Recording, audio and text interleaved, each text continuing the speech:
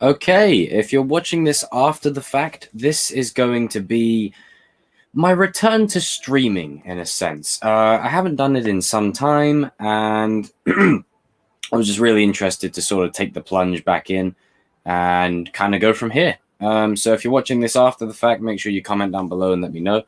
Now, I know I did promise to do a video sort of announcing this ahead of time, but I do plan to sort of stream probably around Sundays, around this kind of time, around maybe 11 o'clock UK time, or potentially around this time, depending on where most of my viewers are at.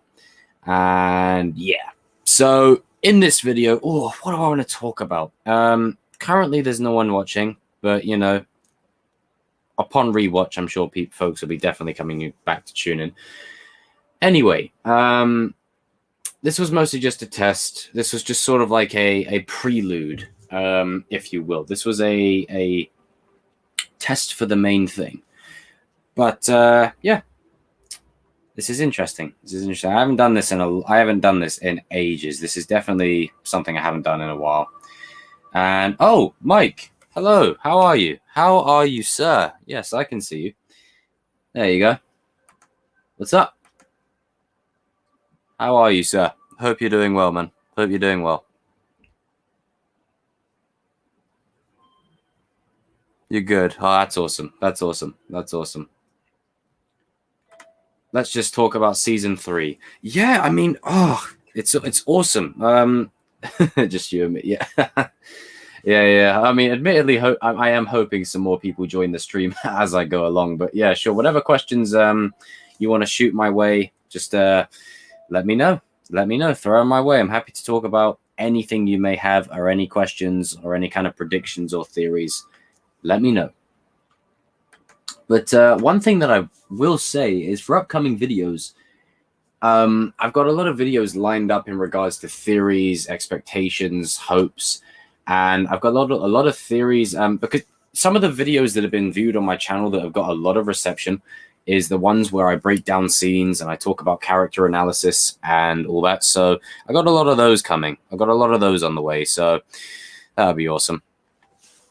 And you can say what you think about it. Yeah, sure. Throw it my way, man. Throw it my way. I will be doing live streams more regularly. So I think I'll be doing this main live stream every Sunday.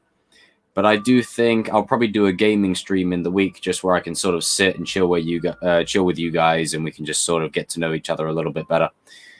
And you know, with the way the world is now, I feel like people do need a sense of connection.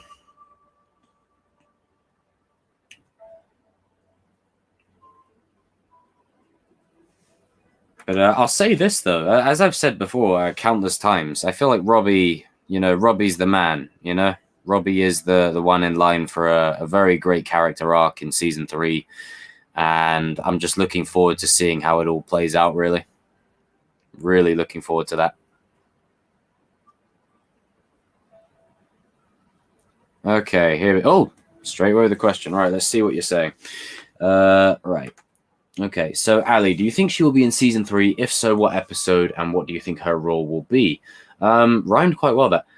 Oh, that's a good question. Because as I said in a previous video, I feel like Okinawa and Daniel, like all that stuff will be done early on because it will be dealing with the fallout from season 2. So I'd reckon the potential of Ali showing up, I think it will be the same kind of thing last season where, you know, Johnny's old gang kind of came back and got together around the sort of midway point, just over midway of the season, around maybe episode 5 or 6. I think it will definitely be. If I was a betting guy, I'd say episode 5, in and around that kind of margin. I'd say episode 5, and I feel like her role. I know people sort of put it to her that, you know, she was going to be the one to get Miguel out of the wheelchair, or, you know, save him or whatever. But judging from the trailer, it looks like he's kind of on the mend, you know, in a way without her. So I'm not entirely sure. That is a very good question. What will her role be? Now, we see Johnny at the end of the trailer with a white suit, and I feel like it's leading to a school reunion. And I think that might be where she comes back. I feel like that right there is going to be where she comes back. I have a strong, very strong feeling about that one. Very strong feeling about that one. But can only hope that we do see her at some point. You know, she's been heavily rumored, heavily touted, and the way they ended season 2, it wouldn't be, you know, right to not bring her in. But I do feel like season 3 is going to end with like Silver or Barnes. It's going to, you know, the guy pulling the strings the whole time behind the scenes. It's going to be something like that, I feel. Something like that. At least I feel anyway. It's definitely one of them kind of things where, yeah, I don't know. It's just a very good question. I'm not too sure because this is the problem. As great as it is bringing characters back, I feel like sometimes you need a reason for them to come back. And you need that reason to be justified. You know, it's not just kind of to say, oh, look, hey, it's this person's back. Oh, this person's back. Oh, awesome. Like there's got to be a story kind of narrative sense as to why they're back also sometimes, if you get what I mean. Do you think Chozen and Kumiko will come to America? If so, what do you think they will do? I think it's possible. I feel like right now, Daniel is in prime position for a great arc, and I feel like Chozen is going to be absolutely instrumental in whatever that may be, and you know his path to finding his own worth again. Do I think they'll come back to America? I mean, I'd like for it to happen. I think that'd be pretty sweet. I don't know how Kumiko and the current LaRusso wife are going to get along, but I do feel like Chozen coming back to America, that could provide some... Like, I would love a scene where Chozen and Johnny meet. Now, I'm not sure if Johnny is going to Okinawa. I know that's always been, like, sort of a rumor. I don't know if it's ever been confirmed. But I would like a scene where Chozen and Johnny meet. It would just be everything, just to see them two interacting. You know, you have the person from the first film meeting the person from the second film. It just creates this sort of aura of, oh, wow, it's seeing these two together. It's awesome. I'd say the likelihood of it is low, because there's no real reason for them to come to America. But I don't know. I hope I'm wrong. I wouldn't mind seeing them back in America. That'd be pretty sweet. That'd be pretty sweet. But I am excited to see what kind of role Chozen and Kumiko will bring. And it's been a long time since we've seen Chozen. So I feel like while he may still harbor some sort of feud, quote unquote, with Daniel, deep down, I do feel like there is room there for Chozen to sort of be not the Miyagi, because to me that's the fisherman guy, but I feel like Chozen is the one that can help him find peace. And remember that scene in Karate Kid 2? Miyagi is sad, Daniel's comforting him, and he's saying, you know, I held my father's hand and I said goodbye. It's going to be something like that, but this time it's going to flip. Daniel's going to be in Miyagi's position, and Chozen might be in Daniel's position. So Chozen will be the one to say, you know, he won't say, you know, I held his hand and said goodbye, because I feel like Chozen isn't sappy like that. Like, if you know what I mean, he won't say it like that. He'll say it like, you know, don't miss them, you know, celebrate them kind of thing. We move forward in their strength, that kind of thing. And it will be just like a nice sort of reverse of the scene from Karate Kid 2. There'll be a beautiful, beautiful arc there. I really feel, as I've always said 1,000 times before, season 2, or well, act 2, or the second part of a 3-act play kind of thing. Like, I know this is a TV show, there'll be multiple seasons, but they have sort of followed the 3-act formula. The second act of your 3-act play is always usually the darkest for your protagonists. It's where the characters, you know, go through the most, and it doesn't usually end well. It usually ends on a sort of very bittersweet sometimes, but bad note. And, you know, case in point, with everything that happened at the end of the season. And then the third bit is your redemption piece. It's where you bring everything together, all the lessons, and you just sort of recover it all in a way. So I feel like there's a lot of room this season to recover a lot of the damage that was done in season 2. There's a lot of... this season's going to be mostly rebuilding, I think. There's going to be a lot of interesting things this season, but I do feel like there is a lot of room for rebuilding. There's a lot of... steps that need to be taken to ensure that the characters get back on the mend. And I feel like Chozen is going to be the catalyst for that. Chozen is going to be instrumental in that. And also, by the way, as an uber Star Wars fan, you know, the Chosen one is based off Anakin, but it never really occurred to me that I could also do a little plug with the Chosen one using the Cobra Kai version. That could be pretty sick. Hey, my boy Luke, how are you, sir? How are you this evening? This is one of my closest friends right now, ladies and gentlemen. Love this dude. But as I was saying, you know, with the second act being the way it is and the fallout for all these characters, I do feel like we are in line for a great season 3 of just rebuilding and character depth. And I don't know if there's going to be as many fights this season between characters, but there's definitely going to be a lot of conflict. And in the trailer, one thing I noticed is that Hawk kind of has this look of submission on his face. Like he has that sort of Eli look coming through again. And, you know, he has it on his face when you see Kyler in the back of the dojo. He has that same look when Dimitri's squaring off in front of him. And it does feel like what Sam says about, you know, what is it she said? She said that, you know, I thought we were the good guys. But then, you know, you play around with Robby kicking Miguel over the staircase, Dimitri, you know, landing Hawk on the floor. Is it going to be a reversal? Are we going to see Miyagi-Do sort of, you know, step it up a notch? You know, I'm really interested in that. Oh, I got a lot of these to catch up on. Right. I'm doing good, man. Just saw your notification come up and had to click. Ah, I love you, man. What's your schedule like? Shoot me a DM. We can have a call. Yeah, 100%, man. I'll drop you a nice. I'll slide on into the DMs. Mike says, "Do you think Terry Silver and Mike Barnes will be in season 3? If so, what episode and what role do you think they'll play?" Now, this is interesting because the way I would kind of peg it is I would bring them in right at the end. Strategically, like I would like them to be in it earlier, just because I want to see them early. Like I really want to see them. And with Daniel and Johnny teaming up now, Kreese needs some more manpower in his corner. Like, don't get me wrong, he's got the students, but the students against Daniel and Johnny, they're going to lose. So he needs someone of stature.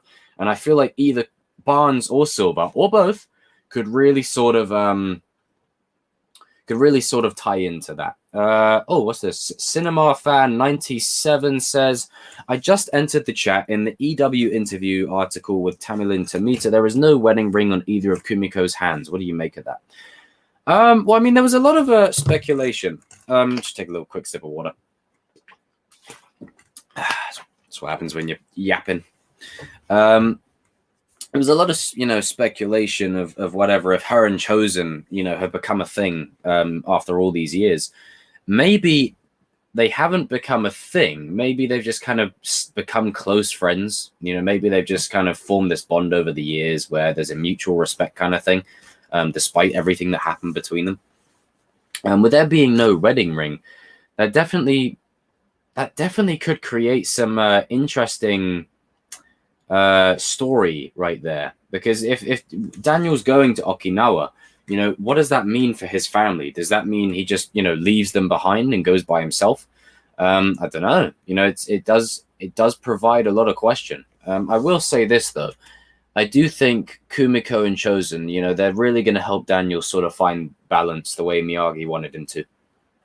And I'm really excited to see that. I mean, that clip of the Okinawa scene between Kumiko and Daniel that was released, it's that kind of stuff that just reminds me of the original Karate Kid movies. Because as much as I love Johnny, as much as I love Cobra Kai, you know, the Karate Kid movies, as much as the first one had Johnny in it, they were about the bond between Daniel and Miyagi. And I feel like that hasn't really been explored a lot in this show. I know it's sort of mentioned pretty much every episode, but I mean, just like the bond. And you can see Daniel yearning for that Miyagi wisdom. Like I said, one of the best scenes that I talked about is the fisherman scene, is when he's just wandering the beach and he sees that Miyagi looking like figure.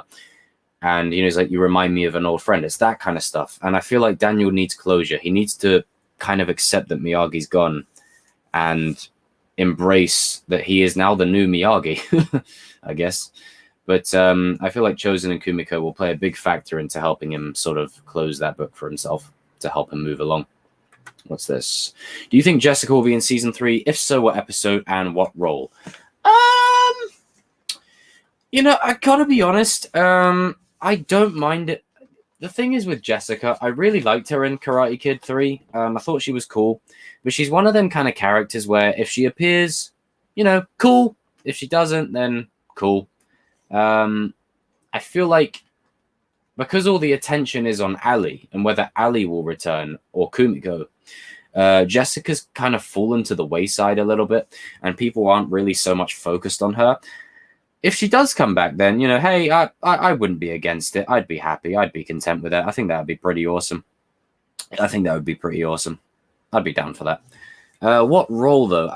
I'd say a small role. I don't think it will be a major role. I don't think it's going to be something that is absolutely big. I feel like it's going to be just kind of a small role if she's brought back. And yeah, I mean, I think there's more calling, though, for someone like Julie to return, because that could definitely provide some conflict. But I don't know. I mean, all these characters coming back, the one thing I don't want them to do is just bring them back so we can go, oh, it's that character. Oh, it's that character.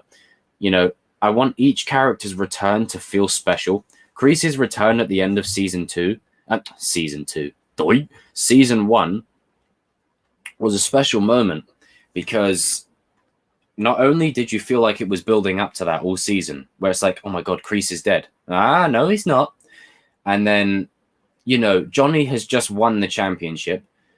His best student is on the rise. Cobra Kai's back. And then Kreese comes into the picture. That creates a whole load of complex layers for Johnny and the rest of them. So if a character is to return, I really would like it to serve the story more. It's a bit like how the Mandalorian's doing it with, spoilers just in case you're not all caught up. With Boba Fett's return or Luke Skywalker's return, it is fan servicey in a way, but it's done in a way where it serves the story. And Kumiko and Chozen coming back, let's be honest, they did that for us. We wanted them back, and they did it for themselves. They're fans of the movies as well. So them bringing these characters back, it's also pleasing the fans in them and us, but also adds to the story. And right now, Daniel does need some balance, and Chozen and Kumiko can provide that. So if someone like Jessica is to come back, I hope there's sort of like a reason for it. And even if not, I'm happy with like a sort of throwaway scene where maybe, Jessica gets in touch with Daniel, they're old friends, and then, they're like, hey, let's grab a coffee and just chill. But the only problem with that, though, is I don't think Mrs. LaRusso would approve of it. Like, you do run into that kind of problem. This is one of them kind of shows where it's very grounded in reality. There's a lot of this show that is very... essentially, the show is realistic right to a T. Now, there's certain things that, kind of slip up now and then, such as like Robby's application to LaRusso, Johnny just being let out after beating up kids. There's things that kind of go under the radar, but they do try and keep it as realistic as possible. So I don't really see a world in where Amanda would just kind of be like, yeah, you can go meet one of your old girls that, there was a potential thing there once. But it'll be interesting. As far as other characters returning, I just like I'm not even huge on Ali returning. If I have to be honest, I feel like Daniel's wife and Carmen, like those two, like they're just the best. They're just the best. But Silver and Barnes, I need those two. Now I know we've gotten Chozen and Kumiko, because if I'm being honest, I love Chozen and Kumiko, but I would have put them down the pecking order ahead of Silver and Barnes. Like, I would have put them two up much higher. So now I know we've got them, and now I know they're part of the story, and the Karate Kid universe is going to further. I would really prefer Silver and Barnes to sort of be a thing. That would be awesome. Oh, someone sent me a message. Has Robby gained weight in prison? Do you know what? I would not be surprised. I feel like there's going to be a couple of time jumps, and I think Robby will be inside for a good chunk of the first half of the season. And I feel like Robby's just going to pack on the pounds. Like, he's going to get bigger, much bigger. And that just comes with you being inside, pretty much fighting for your life every single day. And I know people like to rag on him, but at the end of the day, the guy, I mean, I'm just going to call it what it is. His mum's a hoe. His dad, pretty much abandoned him. And he's yearned for a father figure all his life. And then he gets one. And then it all goes to hell. And then he finally gets a somewhat of a bond starting to build with his actual father. And then that all goes to hell. So I really sympathize with him. And seeing Kreese at the end of the trailer just sort of looking at Robby, it feels like Robby is going to get the Karate Kid 3 arc. He's going to get that arc where he joins Cobra Kai, maybe in secret, but he joins Cobra Kai under Kreese's leadership. And then, he goes the same route that Daniel does, where he essentially beats the crap out of someone and then realizes, oh my God, what's happening to me? And then he remembers what Daniel taught him. And then because Daniel and Johnny are coming together, they both have a soft spot for Robby. Johnny because he's his son, and Daniel because, he treated him like his own son as well. There's a lot of family bonds that are kind of tied together in this show. And I feel like Johnny and Daniel being the bridge to bring Robby back to the light side, pretty much. What's this? Okay. Oh, I love the cat. Love the little cat in the display picture. Do you think Daniel and Miguel will interact this season? I would like to see it happen. Do you know what? I really want it to, because all Daniel's impression of Miguel is Mr. Cheap Shot. Remember in season 1 when he said, oh, Mr. Cheap Shot, Cobra Kai's biggest bully. I really feel like Daniel needs a new interpretation of what Miguel actually is. And I feel like he'll look at Miguel and he'll start to see the similarities between Miguel and himself. And I really feel like it's important because, I was talking earlier about perspectives. Daniel needs to start seeing how people actually are outside of the people he knows, kind of thing. Oh, what's this? Do you think NFL Roblox? Do you think Love the Blue Flame? Do you think Kyler and Hawk will team? Yes.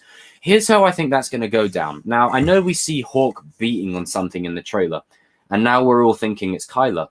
What if, someone did throw the suggestion out there? What if he's just going absolutely ham on like a bag or something, and just punching it down on the ground? But then again, he does have blood on his knuckles, so maybe he does let loose on Kyler. And eventually, this is what I mean about Kyler. This is why I did a video on him. His character is in such a good position right now. He can go anywhere. He's one of them utility characters where all the people on each side of the fence, they don't like him.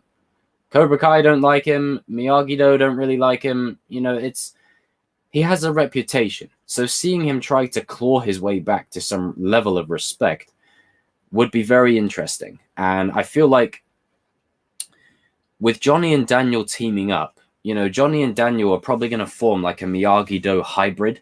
How the gis that Miyagi-Do has is all white. What if it's sort of like a hybrid where it's half white, half black, yin and yang kind of thing? And because I know someone touted out the idea that they were going to be sharing students throughout the season, like the karate ministers or whatever suggested they share the students. I'm not entirely sure how I would feel about that. Because I don't think Cobra Kai will be happy with Robby just chilling in the back, knowing he sent their best friend and, Tori's boyfriend over a staircase. I don't buy it. But Kyler, he may have a lot of disliking from people. But I feel like Kyler's arc is about regaining redemption, regaining his honor, regaining his ability to... I'll just take a quick sip of water. Got Robinson's apple and blackcurrant squash. Can't go wrong with it. I do feel like Kyler and Hawk is very potential. It is very probable. I would put money on it. But I do feel like Kyler will definitely be the lapdog. Hawk will layeth the smackdown on his candy ass, and then go from there.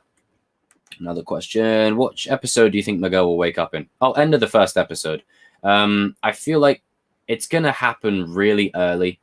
I feel like there might be flashbacks to a lot of the fallout. So Robby getting, I feel like the opening of season 1. Let me start this again. I feel like the opening of season 1.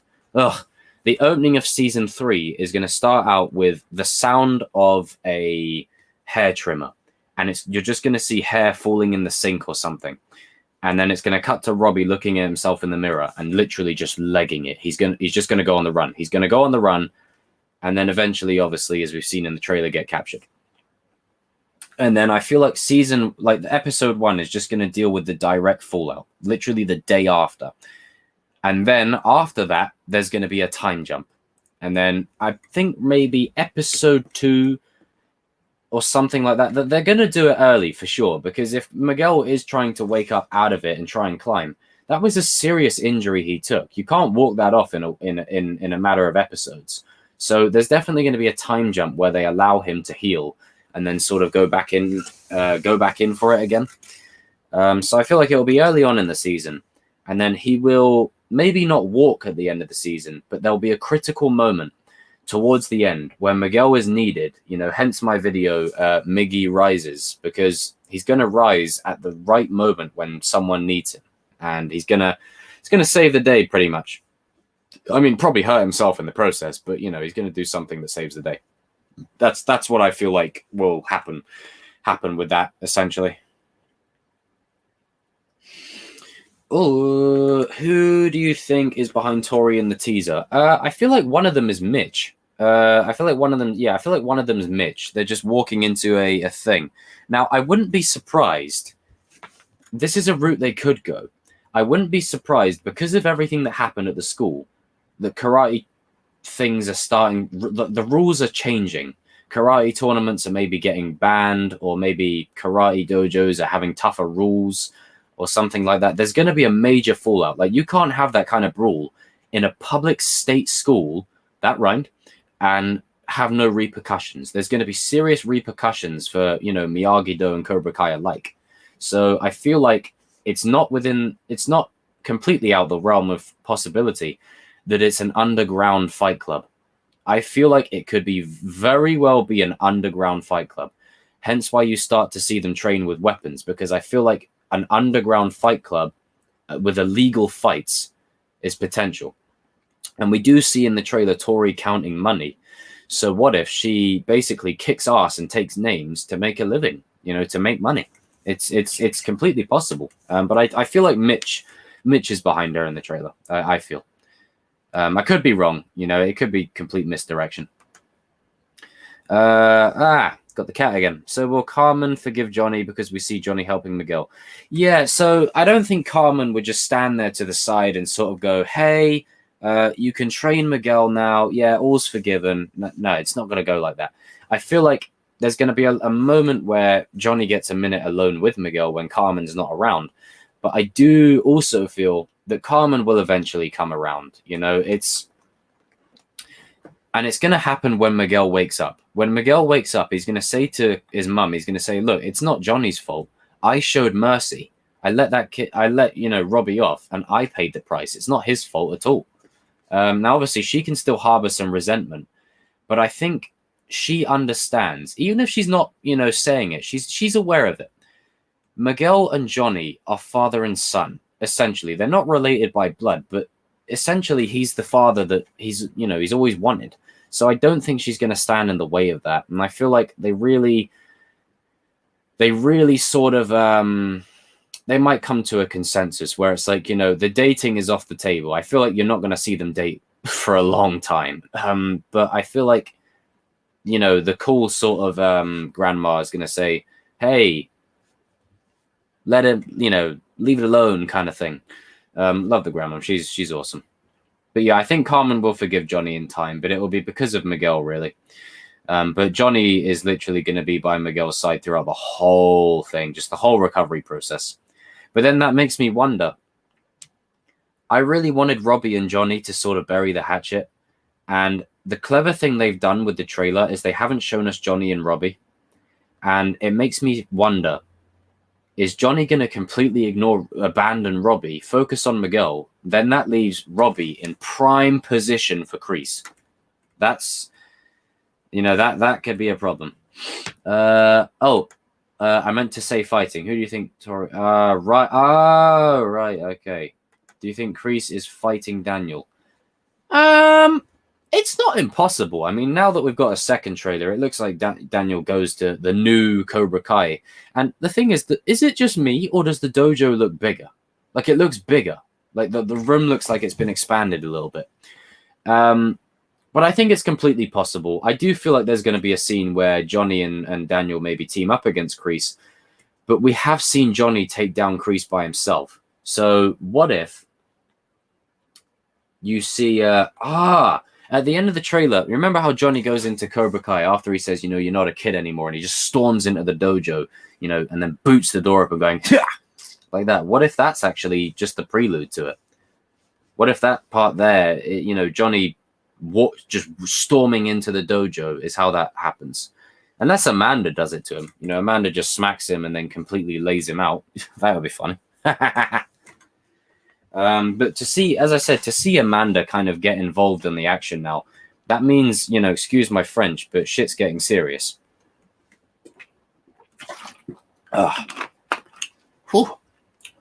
But yeah, I'm definitely going to do these streams more regularly. So definitely every Sunday, I'm going to have a main stream. And I really, whether you're watching this now or whether you're watching this on repeat or, to all you guys in the chat, I appreciate all the new and the returning subscribers. It means a lot. And there's a lot of content coming for you guys in the next coming days. And I just really want to increase the engagement with the channel. I try to respond to every comment as much as I can whenever I post a video. But, I feel like live streams give a more personal approach where you can sort of talk to me. You can get to know me a little bit better. And then I can talk to you guys. And it's just a lot better for all of us, really. And then, in the way the world is right now, I feel like people definitely need a hero. I'm holding on for a hero.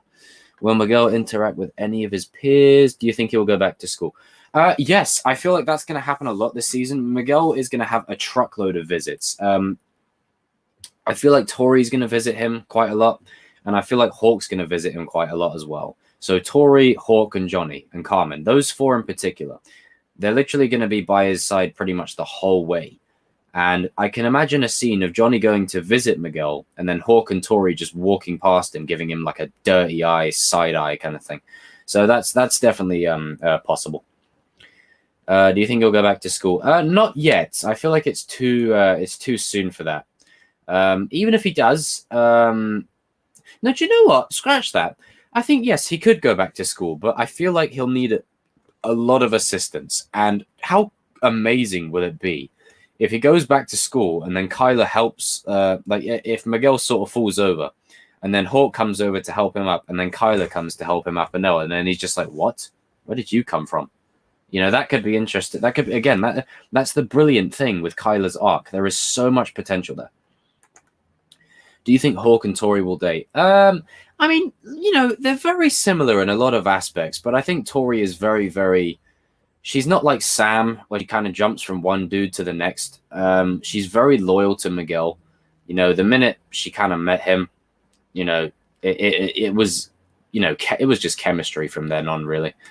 So no, I don't think they'll date. I think there'll definitely be an understanding between them.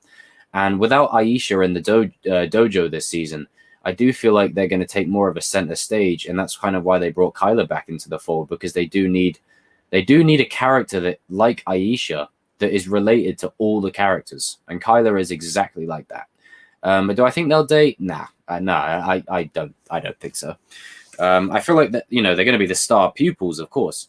Because Tori is, she's pretty bad to the bone. And then Hawk, when he's, absolutely insane, is just something else entirely. It's just something else entirely. But it's possible. But nah, I'm not really feeling that one. I feel like we've had a lot of love triangles within the show now. I feel like it's time to just kind of stop the love triangle angle. It's too much now. But I wonder if Sam will visit Robby while he's inside. That could be interesting. Do you think Mike Barnes is Tori's dad? No. I mean, look, don't get me wrong. If it happens, I don't mind. But it's one of them things where I want some new characters. And this is the problem that Star Wars Rise of Skywalker had, is it feels like I wanted Rey to be like a Kenobi or someone, but looking back, I kind of would have preferred if she was just a nobody. Because the fact that she's now a Palpatine just kind of feels so ham-fisted and thrown in last minute. I just didn't really buy it.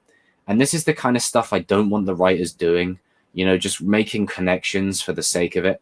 Now, if the plan was always that Tori was related to Mike Barnes, then you know what? Kudos, Mazel Tov, then okay, fine. Because I'm sure they'll find a way to make it work.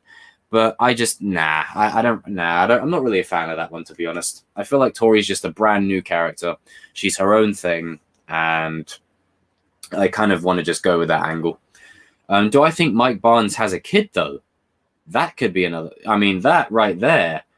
I'm just saying, you know, if Mike Barnes and Terry Silver join Kreese, the war between the dojos is going to ramp up to more like, it's, put it this way, the school brawl is going to look like a complete, you know, I mean, you've seen the Battle of 300, you know, it's going to be Miyagi, like you'll have Miguel, so you'll have Miguel, Sam, maybe not, no, you have Miguel. Oh, that's interesting. Who would the team ups be? Like, I feel like you have Miguel and Robby on the same side. I feel like eventually they'll get on the same page. Maybe not right away, but, you know, Robby will feel so much guilt that he's going to try and find a way to bury it. Unless Kreese, you know, sends him down a different path. But I do feel like there's going to be a complete army on each side that just goes all out. Literally like a battle of Sparta kind of thing. So it's entirely possible. It's entirely possible. Oh, here we go. Wait, what if Hawk was beating up Robby? Because do you know what that is also? If Robby joins Cobra Kai, maybe Robby's training in secret in the back. Hawk goes in to ask Kreese a question, sees Robby, and then just absolutely goes insane on him. Now, we've seen Robby beat the crap out of Hawk. And this is the thing with Hawk, is he needs some wins to his belt. He really needs some wins, because right now, the amount of L's he's taken thus far, this is again why he's going to take front and stage in the fight thing, because he needs to start, you know, cementing himself as a really good fighter. You know, he is, don't get me wrong, but Miguel and Robby are the two that have always been kind of front and center. And even without them around, Tori and Sam are still pretty high up. So he definitely has a lot to kind of prove. So if he does go and hammer in Robby, it is possible. You know, I mean, him beating up Kyler is one thing, but Kyler was just a bully. You know, I mean, look, we've all had bullies in the past, and we've all wanted to smack the crap out of them. But to actually beat them to a pulp, I think there would be a level of, I mean, obviously, depending on what the severity of what they did, you know, there would be a level of restraint that kind of comes in where we go, you know what, I think Kyler's had enough of a beatdown. But maybe it could be Robby. And Kreese taking Robby in could be setting that up. Kreese could be the reason that Robby either ends up dead or seriously injured. And then that's why Johnny storms into the dojo to go and kick his ass, because he's the reason Robby got an absolute, you know, mauling. So there's a lot of potential there. I'm really excited to see how that play out. But I feel like we're in for a lot of surprises. You know, expect the unexpected with season 3. Kitten, do you think, not the name, it's just kind of like the cute little cat in the DP. Do you think Anthony will join Cobra Kai, Miyagi-Do, and never do karate? The thing is with Anthony is I don't mind if he does, but I kind of don't really care. You know, he's one of those kind of characters where I prefer him just sort of staying as the moral support. You know, let Sam sort of be the, you know, the heir to the LaRusso kind of legacy. I feel like LaRusso's legacy kind of rests with Sam. And hey, we got Cobra Kai Studio in the building. What is up, my sir? How are you? How are you? How are you? But yeah, I feel like Anthony will kind of just stay his own thing. I feel like he's not really in position right now to sort of join the dojos and get involved in this war. And with everything that's happened to all the characters and the fallout and the damage, I think the last thing that Amanda wants to do is go and send another one of her kids into a potentially dangerous situation. So it's not impossible. Maybe, you know, Daniel can train him doing a thing or two, but I wouldn't put too much stock into it. I love the name. Custody Boy 69. Yo, what's up? What's up, my dude? What's up? How are you? How are you? Doing great, my friend. Tuning in at work. Ah, man, I appreciate that, man. I appreciate that. Hope work's not draining you guys too much. I hope you're kind of soldiering along with everything. But good to hear from you, Cobra Kai Studio, fellow Cobras. But yeah, I do feel like, but yeah, how is everyone doing tonight? We've got 7 people in the chat right now. 7 people watching this. 7 people. This is awesome. This is awesome. I'm definitely going to be doing these a lot more regularly. So every Sunday from now on, there's going to be a stream in a video that I've got coming soon. I'm definitely going to update you guys on a specific time. So that way, you know when I'm going to be going live. You know when I'm going to be streaming. And then that way you don't miss it, and then there's consistency, and then you know when to expect it, so it's not just like a random kind of stream like it is today. And I might potentially do a gaming stream midweek. That would be cool. Doing great, my friend. Got 30 minutes until I'm off. Yay! Dude, 30 minutes and then you are free. You are out of there. 30 minutes and you're out, man. 30 minutes. Soldier on for the final 30 minutes. It'll fly by. It'll fly by. Do you think Hawk and Dimitri? Yes. Hawk and Dimitri are going to have a lot of matchups this season. Chaku the Half Saiyan. Hey guys. Oh god, I love the Dragon Ball Z representation here. I love it. But do I think Hawk and Dimitri will have a rematch? Yes, 100%. I feel like after Hawk getting basically, owned into the trophy case, again, he's got a point to prove. But I do feel like there's a lot of potential there where the Binary brothers are pretty much going to have a civil war with each other. While Miguel's busy in recovery and Robby's inside, that puts Tori, Sam, Hawk, Dimitri right into the spotlight. And I feel like there's a lot of potential there for a good rivalry. I mean, the confidence and the swagger how is no one talking about this in the Cobra Kai community? The swagger that Dimitri had, just landing Hawk on the floor and then strutting backwards, doing the moonwalk. Like, yeah, what's up? Like, what? Dimitri, my son, he's come such a long way. You just put Hawk right on his ass. And you know what the great thing is Dimitri reminds me of Captain America. And it's that great speech by the scientist that says, a man who has known no power all his life respects that power. Whereas Hawk, who is very similar, but now he has power, he's kind of gone completely on this massive ego trip. He got a flamed up haircut. He got a Hawk tattoo, using fake IDs. Dimitri is what God is basically saying to Hawk, all right, you need a humbling. You need a humbling right now. And, man, I can just imagine Dimitri just spitting one-liners from movies as he just beats the crap out of people. Like he karate chops someone and he's like, oh, my spidey sense is tingling. Like, someone said in a comment, and I couldn't agree more. Just imagine if there is an All Valley or a fight scene or whatever, and you're the best around starts playing as Dimitri is just mowing through people. Like he's going one fighter, the next fighter, and Dimitri's just going through them one by one by one by one by one by one. Oh, it'd be amazing. It would just be the best, It would be such a transition from Dimitri and Eli, Binary brothers. What happened to the land lawyer? The land lawyer. Refresh me with a little message. I think I know who you're talking about, but I'm not entirely sure. Chat, refresh me, or NFL, refresh me with a little bit of backstory on that one, and then I can probably answer that because I'm not too sure. I think I know what you're on about, but I just want to be sure.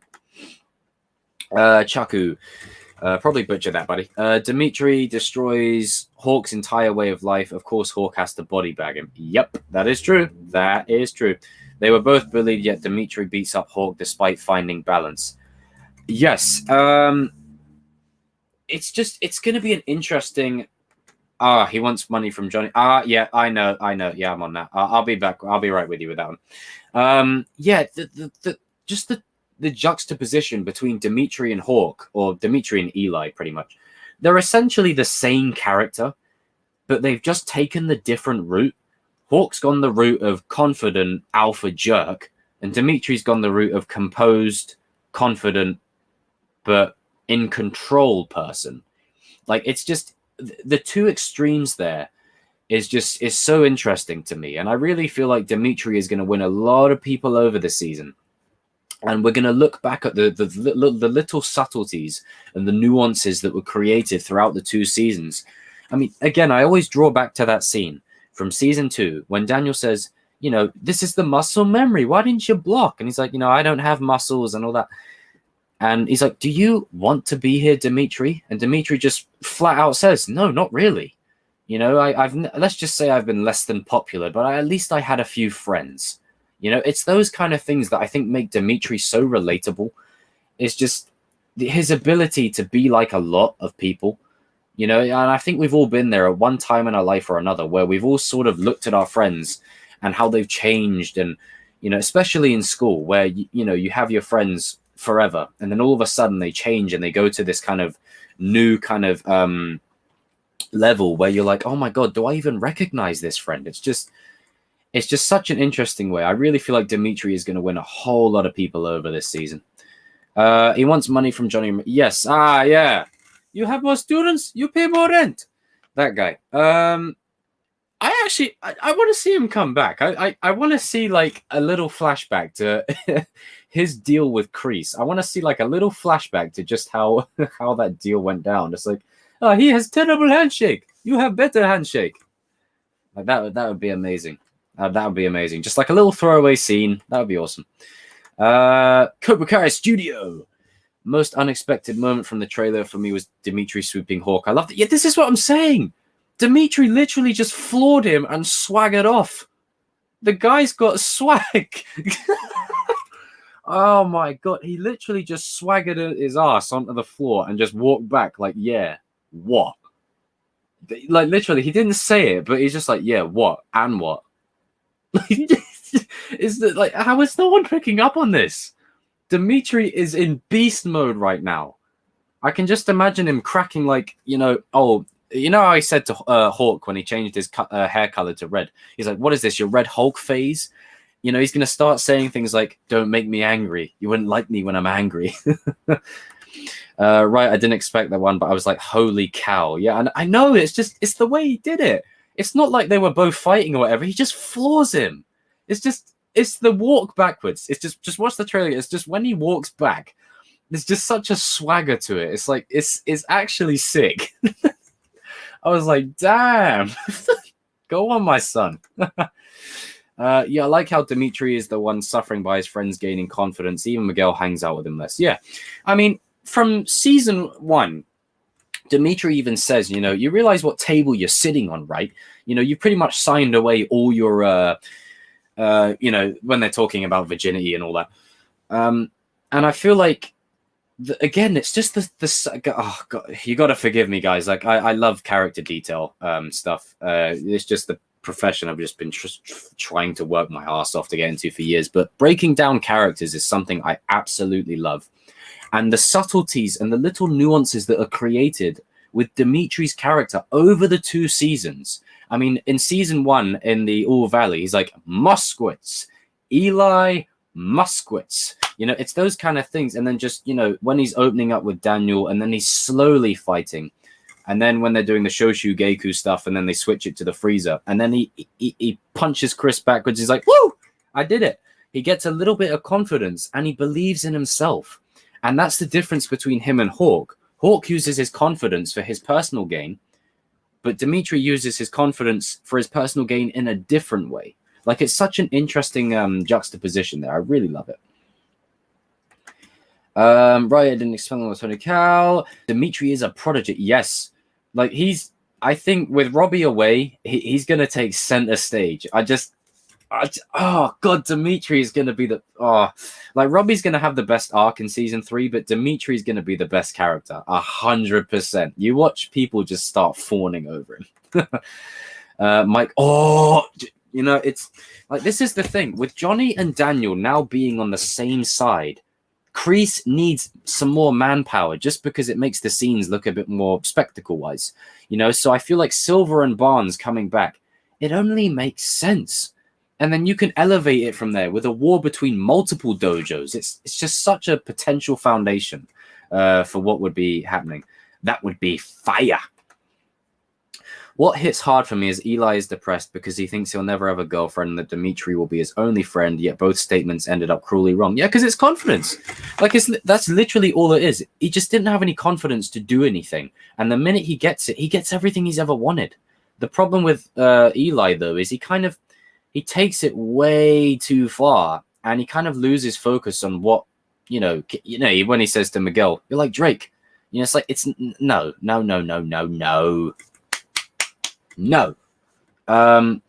But that scene where, and shout out to Jacob Bertrand, man. I mean, Christ, acted his socks off in that scene. When he's like, I'm never going to have a girlfriend. I'm never going to have any other friend besides Dimitri. I'm just going to be the weirdo kid with the weird looking lip. And then, he goes into the room and, he's crying on the bed. And then it cuts to him getting the tattoo and the hawk sound. Beautiful transition there. Filmmaking, love it. But, Hawk's story is very depressing in a way, but it's filled with a lot of tragedy. He may have turned himself around, but in season 1, he flipped the script for the better. But at the end of season 1, you could see shades of where the teachings were starting to kind of send him down the wrong road. And in season 2, they really paid that off. They really paid that off. What if Dimitri becomes a villain? Lol. you could just imagine him just be like, after being like this big nerd, he's like, this is my heel turn, like some WWE stuff. It could happen, but I think Dimitri would need a bigger push for that. Yeah, I really feel like Dimitri does need a bit more of a front and stage kind of thing. But this is the thing, with Aisha out the picture now, these characters can really sort of elevate up. And, okay, I have to get to this question because this is something that I might have to do a video on. Cinema fan, I'll be right with you because your question is it. NFL Roblox, what if Mike Barnes is Miguel's father? Again, like, don't get me wrong, I wouldn't mind, but I always relate it to the Rey being a Palpatine thing. Is like, it was very ham-fisted, it was very unnecessary, and if they planned for it, then I'm not against it, but it's not something that I'm really holding my breath out for. I feel like the best elements of this show is the new.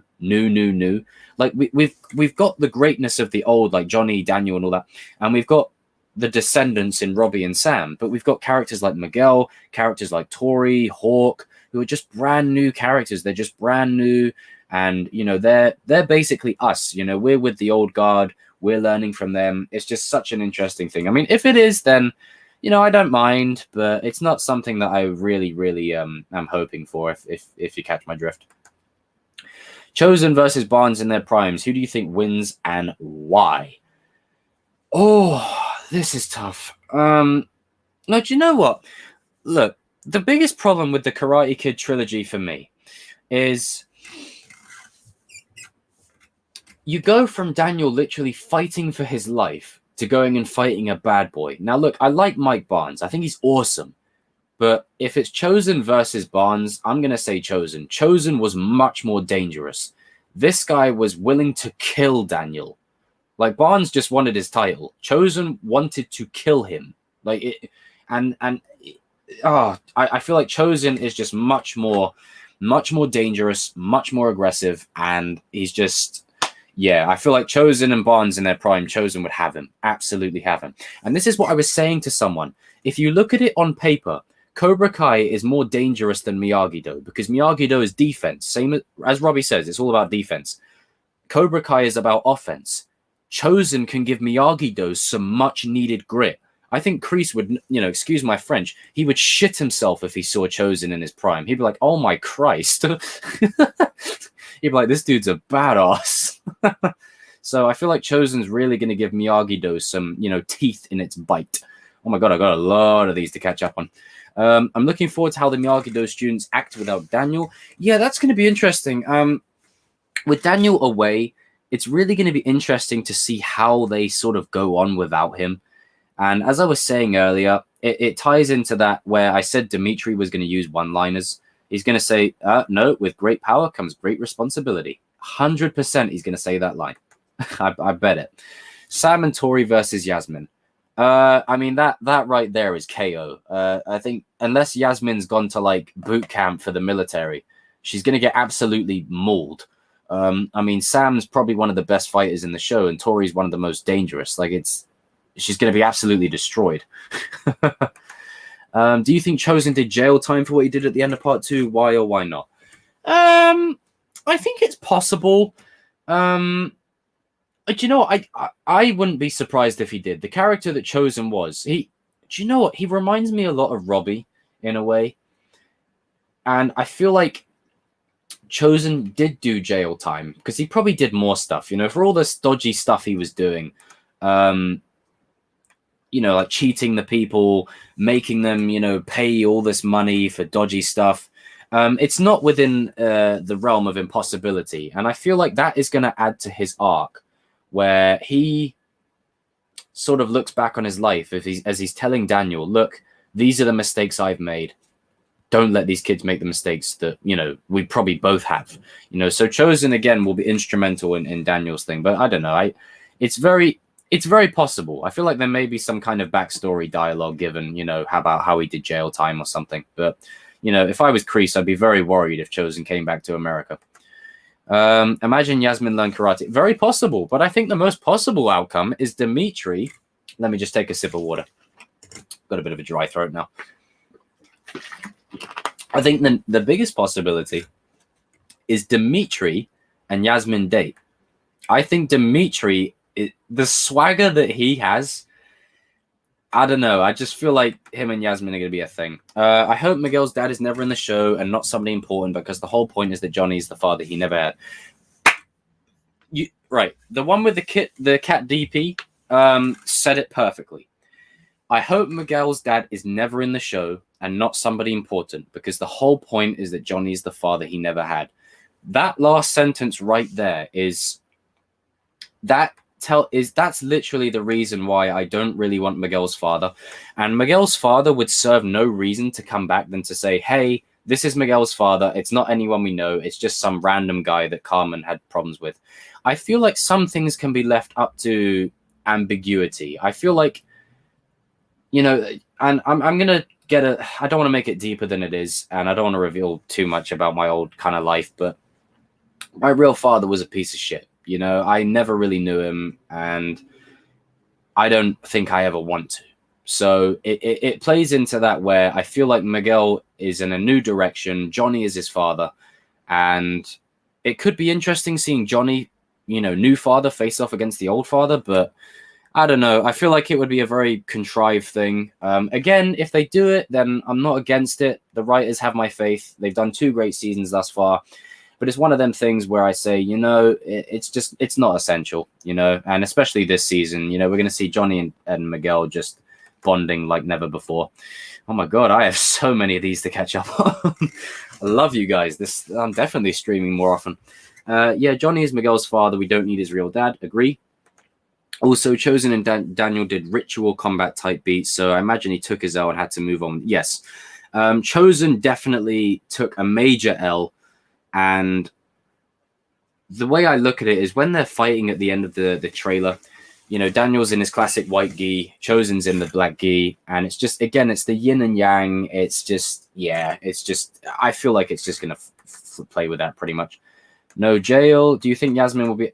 Yeah, 100%. She's definitely going to be in season 3, for sure. I feel like now that Hawk is kind of, he hasn't got Moon and he's alone and whatever, him seeing Dimitri just, you know, bag Yasmin, but the way it's going to be an interesting transition. Dimitri's like, I'd kill both of you just to get her to spit in my face. You watch him just pull an absolute swagger, like just walks over there like Lando Calrissian and just manages to get a number, just, you know, get something and then just go on a date, and then, hey, Bob's your uncle.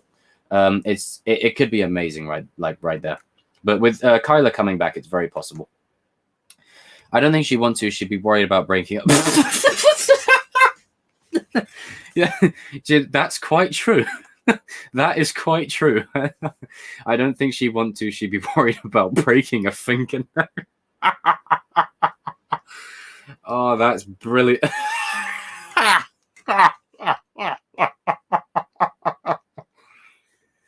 Oh, that's brilliant, cinema fan. Should be worried about breaking a fingernail. 100%. Oh, that's brilliant. That is absolutely brilliant. What a comment. Should be worried about breaking a fingernail. Oh man, I need a breather. Oh, that's brilliant. That had me in hysterics. I think that's the most I've laughed in ages. Whew. But I mean, you know, this is the thing, because it's been summer, we haven't really seen Kyla's reaction to the whole school thing, and the same with Yasmin, so that's going to be interesting. That will be interesting.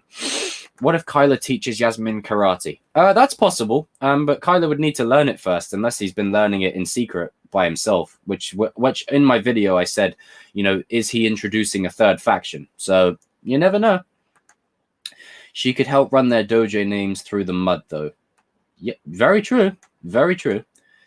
Chubby Teddy Monster Productions. Hey, what is on the trigger, my fellow bone thug? What's up, man? What is up? And look at that cute little dog in the picture. How are you, man? How are you? Laughing my ass off, Cobra Kai. Chaku, laughing my... Yeah, do you know what? I need to read that comment again. Breaking a finger. Could you just imagine she breaks the wood, and then she's like, oh my God, I broke my fingernail.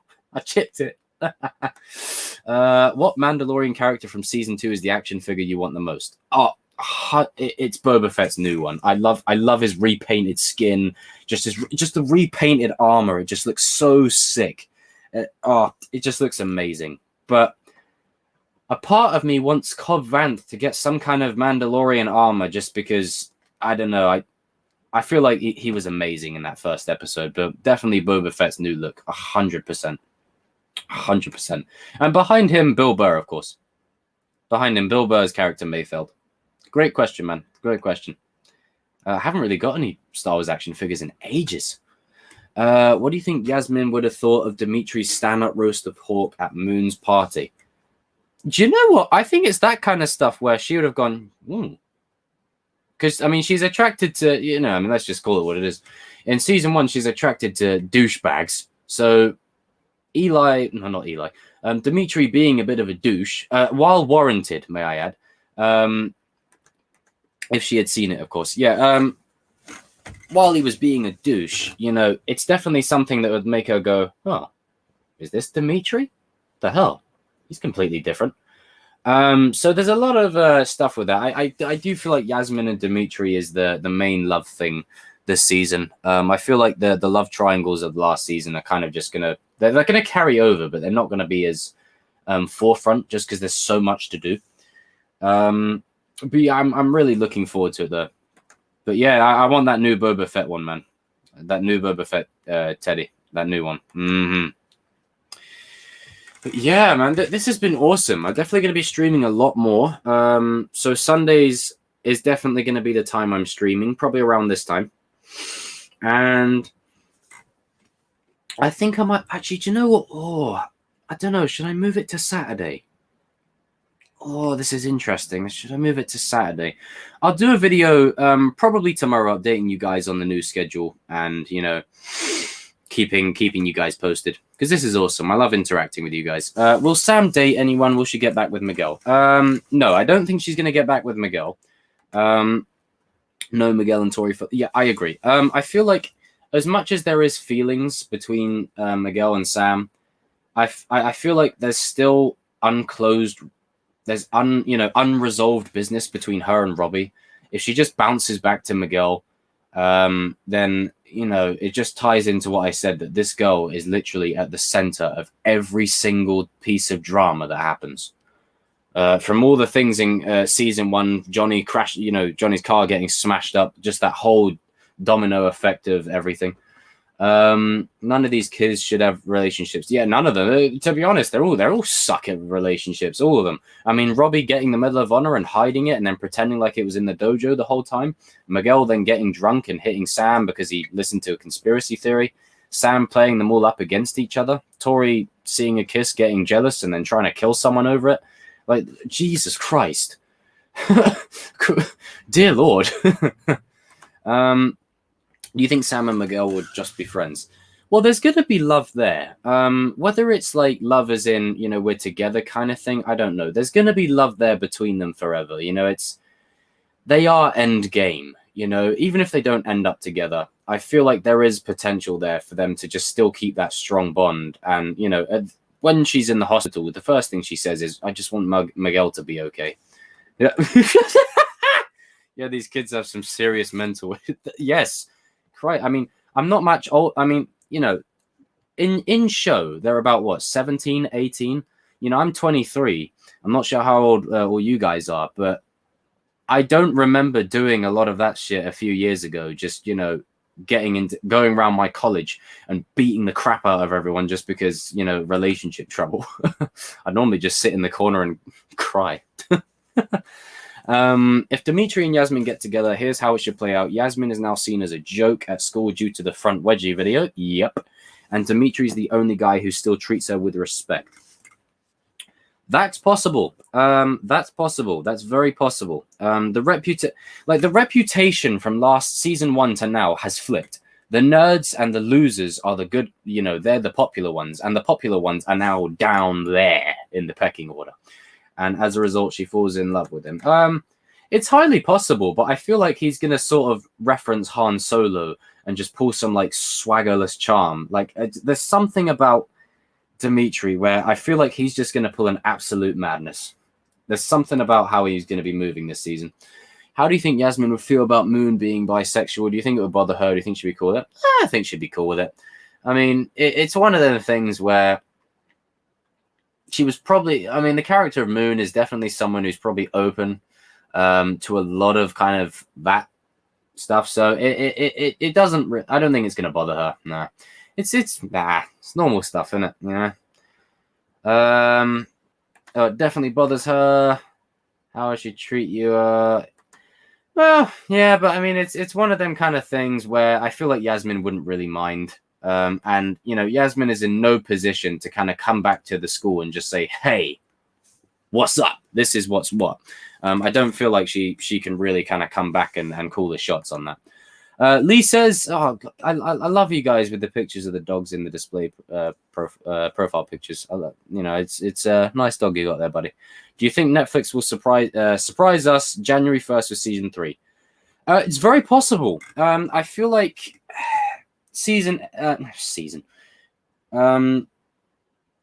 January 1st would be a good time to release it. I feel like it would be a good surprise, and we could all go, oh, this is amazing, this is awesome, because it would be a good surprise. But I feel like if you're gonna do that, you know, do it maybe a couple of days before you just drop it on people. Because I don't, put it this way, guys, on New Year's Eve, I can't be promising that I'm not going to probably be doing anything, you know, or any of us are going to be doing anything. And it's like, you know, you wake up in the morning, you just scroll on Twitter in the middle of a hangover, and you're like, oh my God, Terry Silver's back. And you're like, whoa, shit, whoa, crap. Like that kind of stuff. I really don't want that to happen. So I really hope they kind of clarify it. Really hope they clarify it. Yasmin doesn't really strike me as the homophobic type, even when she's in bully mode. Yeah, it's not something that I don't think she'd really care about. It's not really high on the pecking order of trouble. I mean, she seems, yeah, that's true. Without, as I said before, with Miguel and Robby out of the picture, only Dimitri and Sam literally can stake a claim to him. Now, I say them and not Tori because Tori's on the same side as him. So Dimitri and Sam are the only ones right now that can do anything to him. And again, this just ties into what I was saying about Dimitri. There's something about Dimitri. I just need to watch that part of the trailer again where he just has this kind of swag, you know. It's the way he just moves back after he puts him on the floor. There's just something about it. I feel like his main goal is going to be keeping Hawk in line, because now Miguel isn't there to tame Hawk or to simply put him in his place. It's going to create a whole world of problems. Maybe on Christmas they will tell us the releases, New Year's as a present. That would be the best case scenario. I'd really love that. I'd really, really love that if they did that. That would be awesome. I'd actually really love that. That would be awesome. It'd be a great Christmas gift, and it would be great for the new year. And trust me, with the year that we've all had, I feel like a lot of people really need it.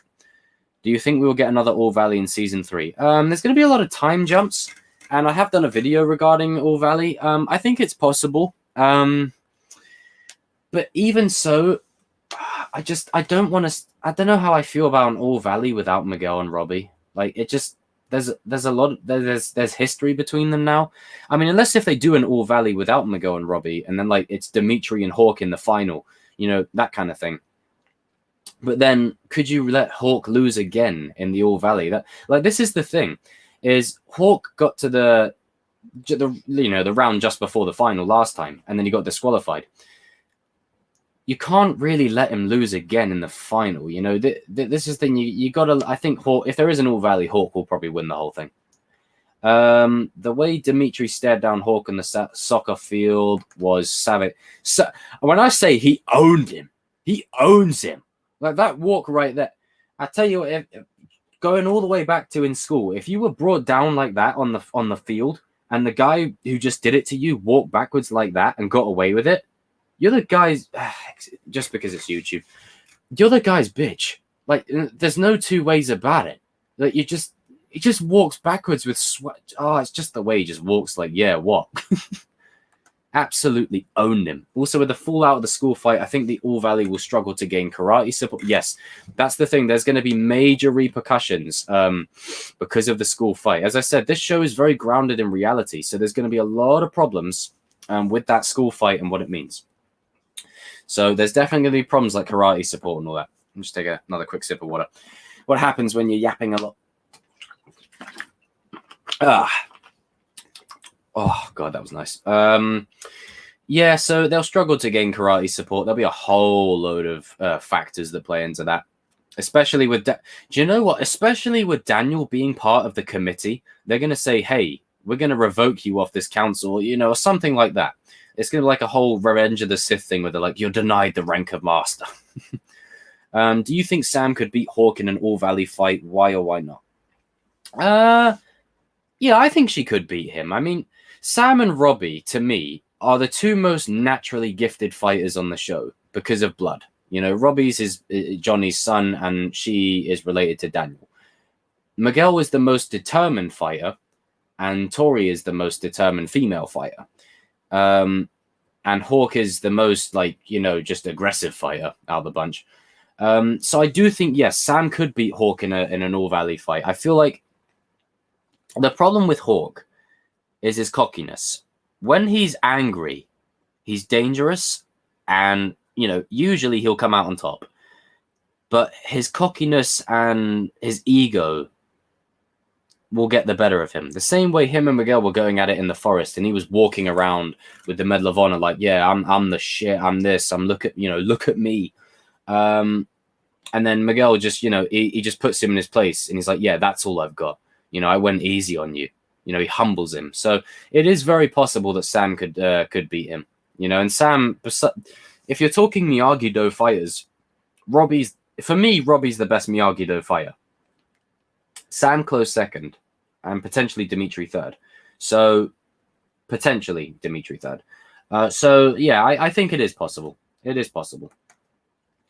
An All Valley with Miguel still coming for extra injury would be interesting. Maybe he could try his best, but not even make it to the semifinals. Do you know what? It would be like like Rocky, when he comes out of retirement. I think it was Rocky Balboa. And we all wanted him to win because it's Rocky. But him losing is so much more significant because not only is it realistic. Now, again, I say realistic with the sense that this show is realistic. If it's something like, for example, Star Wars or whatever, it doesn't need realism. But this show is grounded in reality. And I feel like if Miguel is in the All Valley, him losing or him in maybe to the semifinals, that would be a win for him. With everything that he's gone through and being a former champ, it would be amazing. I mean, could you imagine if he won it? Jesus Christ, what cue the Dark Knight music of Hans Zimmer, Why Do We Fall, climbing out the pit. God damn. That would be amazing. But yeah, it would definitely be something for Miguel to kind of do. All she has to do is make fun of High and she win. Yeah, all she has to do is that, yeah. Hawk's issue is he fights with so much hatred he can't win fights that aren't street battles. Yeah, that's the thing. Hawk, if you're in a street fight, Hawk's dangerous. Hawk is very, very dangerous. Now, I know in the mall fight, like, I don't really count that as a street fight. I count that as, like, a public fight. But if we're talking street fight, I'm talking in, like, back alleys. I'm talking just out on road. You know, out on road, Hawk is the most dangerous fighter because he'll do whatever he can to win. You know, it's the Kreese philosophy that he's taken literally to heart. So if he's down on the floor, he'll please believe he's going to grab that bin can lid and he's going to smack it over your head or something. You know, it is possible there. Hawk had a chance against Robby, but then decided to break shit. Yeah, this is the thing. Hawk actually had Robby. He had Robby for the taking. But because Hawk's problem is he gets rattled he's easily rattled. And this is why with, you know, potentially Kyler and Cobra Kai, you know, when he was grabbing him, like, look at this freak. There's certain things that just trigger him, and then he doesn't think. And it's the thing that Daniel says to Dimitri, what's in your brain is more important than anything else. And Hawk's problem is he does a lot of acting but not thinking, especially when he's angry. If you're in a street fight, very unpredictable, very dangerous. But in an All Valley, you never know. He doesn't really like to abide by the rules. And especially now. I mean, hell, that was season 1 Hawk.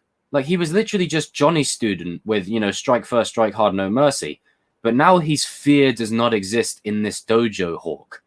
He's relentless. He's Kreese's Hawk now. So he's going to be even worse.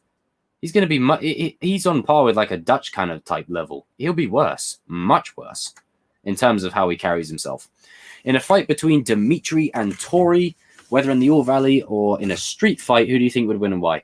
I mean, don't get me wrong. As much as I love the swagger that Dimitri had, and how awesome of a fighter he's going to be, I feel like Tori is... That woman's bad to the bone. You know, she's...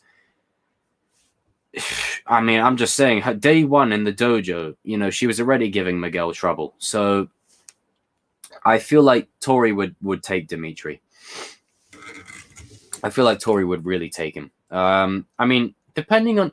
It's all about context, isn't it? I mean, season 3 Dimitri could, you know... Well, at the end of season 3, ask me that again, and then I'll give you a definite answer. But if we're going off the back of season 2, Tori would absolutely destroy him. But if we're going off the back of season 3 Dimitri... you never know, but I'd still put my money on Tori. That could definitely be an interesting fight. All I'm gonna say is Hawk would have killed 1984 Daniel before Miyagi showed up. Yeah, probably. I mean, the thing is with 1984 Daniel is I feel like Daniel was at his best in Karate Kid 2. That version of Daniel is the best fighter. In Karate Kid 1, he gets by on determination, and in Karate Kid 3, you know, you go from fighting for your life to a bad boy. Like, it's such a weird process. If Hawk's fighting Karate Kid 2 Daniel, Hawk would get absolutely destroyed. But if it's Karate Kid 1 Daniel, I think that could be a good match. I think that could be a good fight. That could definitely be a good fight. I love this. This is turning into like a little fight theory discussion. Really love it. But I do have to get up probably in about get up early for work in a few hours, so I might have to call it in soon, guys. So a couple more. I'll spend about maybe another 10 minutes with you guys. We'll go for an hour and 30. We'll try and get it bang on an hour and 30. Another 10 minutes. Also, shout out to Cobra Kai Studio. I wonder if you're off work yet. What do you think Tori and Dimitri would think of each other if not for the dojo rivalry? It's a good question. But I suppose Dimitri and Tori are so different from one another that they probably never really sort of have any reason to interact with each other. If there was no dojo rivalry, I don't feel like they would probably ever meet. Like, this is the thing, is there's so many different characters where you just can't picture them meeting, or you can't picture them not meeting. It's very weird. Like, because if you take one bit of information out of a story, everything changes. Like, for example, the example I used earlier on, Sam and her friends crashing into Johnny's car, that doesn't happen He doesn't go to the dealership. That doesn't make him start up a dojo. Like, there's all these little things that, you know, could happen. It's just a major butterfly effect, domino effect, whatever it's called. Karate Kid 2, Daniel had his life under control, and now adult Daniel is regaining his full potential with Chozen. This right here. I feel like it's looked upon how good Johnny is. But lest we not forget that Miyagi is trained by Daniel. Miyagi is trained by Daniel. Duh. Daniel was trained by Miyagi, the Master Yoda, the Albus Dumbledore of this show. So it is possible. Dimitri would only really know her as the girl he messed with Sam. Yeah, that's what I'm saying. Like, he would probably only know her through people. He wouldn't actually know her. He's too busy obsessing over Yasmin. Cinema Fan says, what did you think of the part in Karate Kid 2 when Chozen took his shirt off and told Kumiko to keep it for your collection? I know you like it. I personally found it cringy. I think that was probably just the point of it. It was just such a cringe moment where he takes his shirt off after she throws the fruit at him. He takes the shirt off, he throws it at her. He's like, you know, I know you like it. It's sort of showing how much of an ego trip this guy is on. You know, such a delusional, you know, ego maniac, you know, where he's kind of walking around. He's like these people that, you know, you see nowadays that they dub themselves alpha males, and they walk around thinking they're the shit, when in reality, no, not at all. So I kind of find it like that. I mean, I'd never cringe, but it was just kind of like, oh, was it really necessary? Was it really necessary to take your shirt off like that? Just to flex? But mind you, it's like the Ben Swallow stuff, in it. Did we really need to see Adam Driver shirtless in Last Jedi? It's, you know, it's eye candy in it. Lee says Dimitri and Hawk are becoming the bullies, and Kyler starts becoming a good. Sorry, I completely butchered that. And Kyler becomes a good guy. Hawk seems to be developing a personality disorder. I prefer Tori to Sam, as she's a spoiled rich kid. There's more to Tori. You know what? This is a good point. I was rewatching season 1 today, and you know when Daniel comes home and he sees them all in the pool, and you know, she crosses her arms like, oh my God, Dad, how could you? How could you? Oh my God. It's like, right, okay. Your dad's basically told you, sit down, honey, get your friends out of here. You didn't ask for permission to do this, but you're complaining. You see what I'm saying? I do much prefer Tori. I feel like she has more of a relatable story for a lot of people. Dimitri and Hawk, oh, there is potential there. I feel, as Sam says in season 3 here, you know, she does say, I thought we were the good guys. I really think that's going to pay off. That's really going to pay off this season. You know, you're going to start to see, and that's one thing the show does so well, is you don't know who's good and who's bad. Like, it's such a gray area to it. Chaku says, the thing is, Hawk is just Eli hiding behind a mask. Yeah, that's all it is. It's an identity crisis. It's literally like Kylo Ren. He's hiding behind his mask, you know, and then as soon as he ditches the mask, he ditches the crossguard saber, he embraces himself as Ben Solo, and that's and I could be wrong, but I feel like that's kind of a route they'll go with Hawk. Is eventually he's going to ditch the Hawk name, and he's just going to be called Eli, but maybe keep the hair, because the hair is like a, you know, it is like a trademark of his character now. It is a trademark of his character. But he is essentially hiding behind an identity. And a lot of people do that in the real world, is they give themselves a handle and they hide behind it. Not like a YouTube name. That's just for channel purposes. But I mean, you know, like people in the real world where they say, oh, I'm a Strepsil, or don't call me Bob. You can call me Strepsil. You know, they give them like these weird names. And it's sort of like the great thing about an identity is it's whatever you want it to be. So Hawk having red hair and calling himself Hawk and having a tattoo on his back, it's not so much about him. It's more about him being someone else than he is. As he says to Dimitri, you know, call it with the nerd shit, huh? It's stuff like that where he's repressing his true self in exchange for the other identity. He's got a split personality crisis going on here.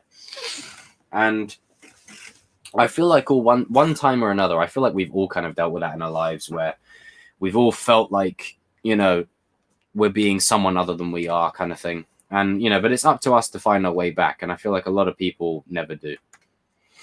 Do you think we'll ever see the full story as to why Ali left Daniel for the UCLA football player? Yes. If you're going to bring Ali back, they will address that. And here's why. Because every single little detail has been filled in by this show. All the little nuggets of information, like what happened to Kreese after Karate Kid 3, all these little things, all these little details, 100%. I think maybe not too long on it, but maybe, Daniel will be like, well, you dumped me for some UCLA football player. What do you expect? Look at me now. But, I feel like there'll be a reunion between them. There'll definitely be a bit of backstory covered. That could be a good video idea, actually. I might talk about that more in a video. Let me know if you'll do a nice little video on that. That could be a good little topic for me to do. Let me take another quick sip. Sam is a bit spoiled, but in season 3, she will connect to the roots of Granddad Miyagi. Yeah, that's what I was saying. Didn't like her in season 1. Didn't mind her in season 2. But overall, I'm not that much of a fan of Sam. She's just at the center of every single problem. And, she does that thing, and I hate it when people do it. Like both men and women, when they cross their arms, they shrug their shoulders, and they just go, what? I didn't do anything. It's like, yes, you did. You did. You're the catalyst for this whole thing. But as I said in my Sam Tori video, I really hope that season 3, there's no drama for her like that, and she's able to flourish as a LaRusso, as LaRusso's heir. Not just the love interest for Miguel or Robby, but her own character. You really understand what drives her, what motivates her, and I really feel like that could be a good route for them to take with the character. And after the fallout of season 2, trust me, Sam needs a reason to have a better path. And just the moment of her training with Daniel in the dojo with the sticks, like, I feel like we're in line for a good arc. She's definitely going to get a very good arc this year. 100%. What is your theory as to why Ali dumped Daniel for the football player guy? Well, there's a few answers I could give. But I'm going to give the easy one. Is quite simply, around that time, girls and guys, we just date whoever's popular within the schooling system. And that was probably just the main reason. She thought, you know what? Why am I hanging around with this guy from Reseda when I can date this UCLA football player? It's probably something as simple as that. And then you can use that to add to Ali's character, and she can say, look, I was young then, I was stupid. The guy I'm married now is a really cool guy, and I wish things were, it's a shame things weren't different between us. Like, I think that could be a route they'll go with her. You're all young, we all make mistakes. And probably about a minute and a half, guys, and then I'm probably going to wrap up for this session. I wonder how Tori was affected after starting the school brawl. She stole the intercom and will face repercussions. Yes, she will. I've said it before, and I'll say it again. The fallout from season 2 can't be ignored. It can't just be glossed over. There's got to be a serious, like a government kind of thing getting involved, where these 2 dojos literally just had an all-out war in the school. Like, hell, in my school, right, if I punched someone, I would have had a day exclusion for just a day for one punch. These guys were absolutely beating the crap out of each other, breaking stuff. Miguel kicked apart of he kicked apart the railing that broke. I think Jolo Marijuana said in a blooper that he actually did that by accident. But we can add it for context. The trophy case, the teacher the teacher got absolutely floored. Tori stealing the intercom. This is all stuff that, if they weren't kids, they'd be in serious trouble for this.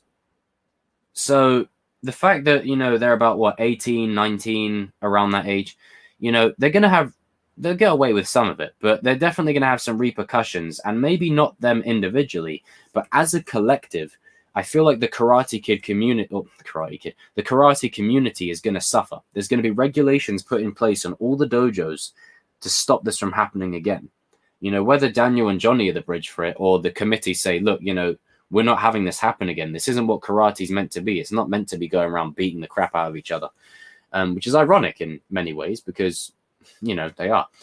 I bet parents are scared for their children, hence the metal detectors in the trailer. Yes, after Tori basically tried to nearly kill Sam, I think it is well possible that you're going to see a lot of conflict this season where, you know, like when Dimitri floors Hawk, it wouldn't surprise me if Hawk gets up, gets in Dimitri's face, and one of the security's like, hey, break it up. Like, you're going to have people in the school who are actually guards, like potentially police, keeping an eye on the halls, making sure no one's fighting. Or, you know, when the Miyagi-Do students and the Cobra Kai students square up, there's going to be a guy that says, move it along, keep it moving. You know, it's stuff like that. It's stuff like that. There's going to be major repercussions. I'm just excited. I'm so excited to see all those, because I really care. They really make it feel like they care. You know, the little details really go a long way.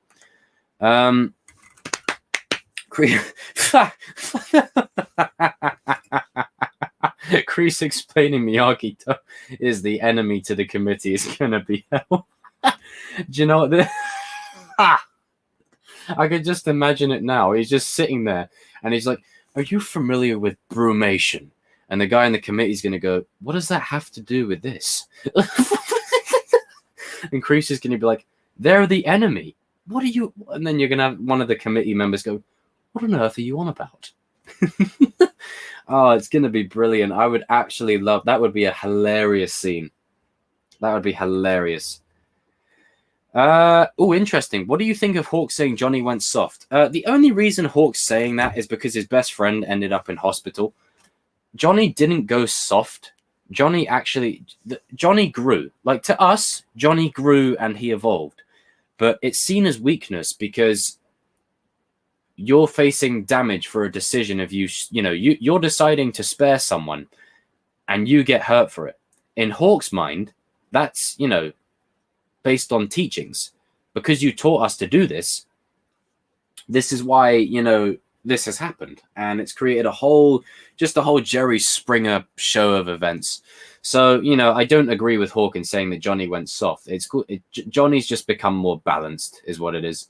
But I feel like Hawk's kind of taken it to the extreme where he's taken Kreese's teachings and he's going to be Kreese's star pupil. You know, I mean, Robby might be, but Hawk is definitely going to be the one that Kreese manipulates and just uses. Like, you know how like those puppeteers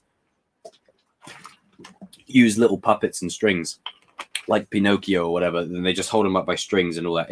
That's literally all Hawk is going to be for him. It's just going to be literally just a chew toy. Johnny more like Daniel than the Russo will know. Yeah, that's it. It's Johnny and Daniel are very similar. It's just like Dimitri and Hawk. They've just gone a different way. They're essentially that car ride with Speedwagon. That really sealed it for me. But guys, this has been awesome. I really enjoyed doing this. I'm definitely going to live stream more often. Let me know if you guys want to see me have my face in the videos, actually, so you can sort of see me engage with you on camera and all that. Because I wouldn't mind doing that. That'd be awesome. Yeah, Hawk is going to be like the 1984 Johnny, but truly brainwashed. Yes. He's going to be like a hybrid of Johnny and Dutch. You know, he's going to be a mixture of both. He's going to have the relentlessness of Johnny, but the irritation and the unpredictability of Dutch. He's going to be like a hybrid of the both. But I'm going to go through the chat list and I'm going to just basically shout out everyone who's commented. So if I get these names wrong, please let me know.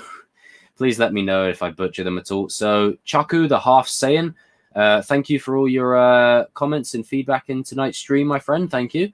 Cinema Fan 97, great questions. Same thing to you. Really appreciate it. Lee, also, same thing to you. Again, love the dog. Nice little picture you have there. But yeah, awesome. Thank you for joining in with the stream. And scroll up, my boy. Where is he? Where is my boy? Nearly there. Where is it? NFL Roblox. Thank you too. Thank you. And the one with the lovely ginger sort of cat. Thank you for being involved with the stream as well. Really appreciate it. Custody Boy 69, shouting you out too. Cobra Kai Studio. doing bits, shouting you out too. If you are watching after the fact or you're still watching, I hope you're off work now and hope you're ready to get some good rest. And I think, oh, Mike H, first person that was in the stream today. Really appreciate you coming in, buddy. Thank you. And yeah, thanks, guys. This has been Chozen Live #1. I'm going to be doing these a lot more. Now, it's inevitable that as the bigger I get on YouTube, the more... Oh, hello. Got another little one here. ZJ Bros. Hey, how you doing? Yeah, I'm doing awesome, pal. Awesome. How are you? Just about to end today's stream, but hope you're doing well. But yeah, I'm going to be doing these streams more regularly. I'm going to have a video coming soon, just updating you guys on when I'm going to be doing the streams. And I think maybe one on a Sunday isn't enough. So I'm going to do one main one on a Sunday where it's like a couple of hours. And then I'm going to have one maybe midweek and then maybe like a gaming one in between where I'll probably sit on like Battlefront 2 or something and you guys can just chill with me and we can talk and we can just, hang out and converse. But it is inevitable, the more subscribers I gain down the road, good stuff, bros. The more subscribers I gain down the road, it is going to be a bit harder to sort of keep up to date with all the comments and all the feedback. But I do try to respond to every single comment as much as I can, even if they're not on live stream, even if they're just comments on my regular videos. Because community and engagement is so important for me. And, I wouldn't be able to start doing this now without you guys. So I really appreciate that. And this is the beginning of something. So Chozen Live #1. We've had a total of maybe, I think, 12 people in the stream today. I think that was the height of the stream. And hey, can we get 20 in the next one? Who knows? Keep an eye out for uploads from me across the week, people. I should have a video coming tomorrow talking about Rise of Skywalker and it being 1 year on. And then I've got some more videos down the pipeline. But I will see you all in another video soon. And yeah, you guys take care. We're in very interesting times at the moment. And there's just a lot of stuff going on. So you guys take care of yourselves. I will see you on another stream soon. And may the Force be with you always. And defeat does not exist in this dojo. Doesn't. See you around, guys. See ya.